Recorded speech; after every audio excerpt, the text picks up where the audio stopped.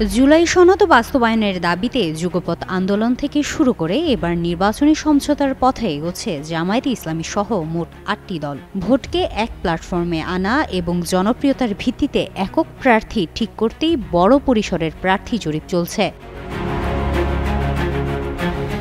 সরকার গঠনের লক্ষ্য সামনে রেখে আসনসমূহে সমন্বয়ের কাজও সুচিন্তিতভাবে এগিয়ে চলছে। এরই অংশ হিসেবে জামায়াত তাদের পূর্ব ঘোষিত তালিকা থেকে ৮০ থেকে ১০০ জনকে বাদ দিতে পারে, যাতে শরিক দলগুলোর জন্য আসন ছাড়ার পাশাপাশি মাঠ পর্যায়ের জরিপে এগিয়ে থাকা প্রার্থীদের জায়গা দেওয়া যায়। আসন ভাগাভাগিতে সংখ্যার চেয়ে জয়ের সম্ভাবনাকে গুরুত্ব দেওয়া হচ্ছে, এমনটাই জানিয়েছেন জামায়াতের প্রচার ও মিডিয়া প্রধান অ্যাডভোকেট এহসানুল মাহবুব জোবায়ের।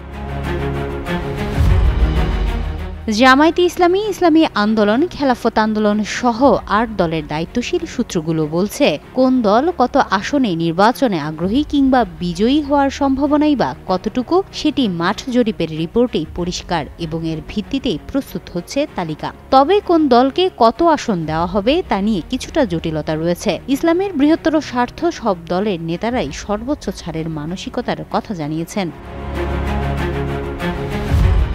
অন্যদিকে খেলাফত আন্দোলন, খেলাফত মজলিস, নেজামে ইসলামী পার্টি, জাতীয় গণতান্ত্রিক পার্টি ও বিডিপি সহ অন্যান্য দলও নিজেদের তালিকা ও জরিপ চূড়ান্ত করছে। ধর্মীয় সংখ্যালঘু ও উপজাতি সম্প্রদায়ের প্রতিনিধিকেও মনোনয়ন দেওয়ার উদ্যোগ নিয়েছে জামায়াত।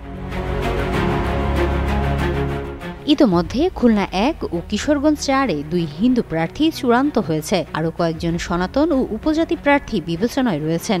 ডাকসু, চাকসুর, রাকসুর কয়েকজন নেতৃত্বও আলোচনায় রয়েছে, যাদের মধ্য থেকে জনপ্রিয়তার ভিত্তিতে প্রার্থী দেওয়া হতে পারে। ইতোমধ্যে কয়েকটি আসনে রদবদল শুরু হয়েছে। হবিগঞ্জ ও কুড়িগ্রাম সহ বিভিন্ন এলাকায় নতুন প্রার্থী যুক্ত হয়েছে। নারী প্রার্থী ও জুলাই যোদ্ধাদেরও জায়গা মিলছে। শরিকদের সমন্বয় ও অভ্যন্তরীণ পুনর্বিন্যাস সব মিলিয়ে জামায়াতের তালিকায় বড় ধরনের পরিবর্তন আসতে যাচ্ছে। হিমাতুল জান্নাত, যুগান্তর নিউজ।